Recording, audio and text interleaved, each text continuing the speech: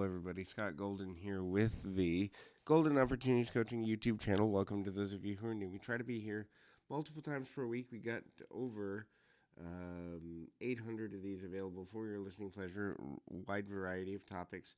Please feel free to like, subscribe, comment below, all that good stuff. The more of you that are here, the easier it is to make a major impact with this channel in 2021. Of course, maybe we won't get there till 2022, who knows, but we could use your help.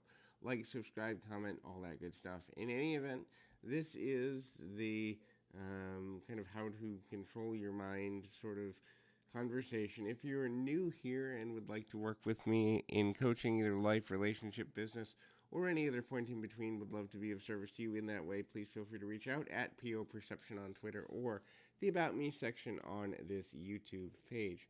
So the first thing is you've got to train your mind.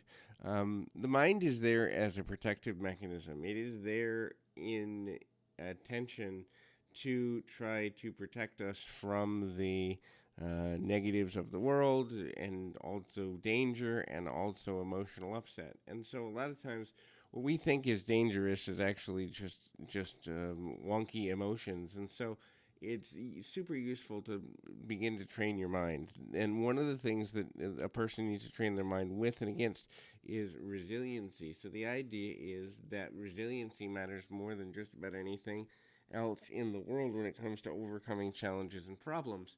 Now, this does not necessarily mean that you fully are going to know everything you need to know about every situation. But the fact of the matter is, training your mind to go, hey, I can come back and I can return to some sense of normality within myself is one of the most important things that a person can learn to do. The next thing is control. So understand that emotional reactions happen within a matter of seconds. Sometimes less than 2 to 3 seconds can send someone on an emotional bender. And so what happens is within about 15 to 17 seconds in the mind, a linking thought will come forward. So within a minute, you can have 3 or 4 negative thoughts, which ultimately make you doubt yourself, make you doubt your situation, make you doubt anything good can happen for you. And then that becomes down to, okay, now you've set yourself towards anxiety, you've set yourself towards depression, you've set yourself towards,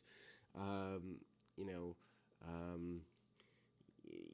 frustration, anger, or any other negative emotion. So interrupting that can be both a physiological and a mind reset experience. Physiological experience meaning finding a way to create motion within the body that can create a temporary distraction, which allows you to regain your balance.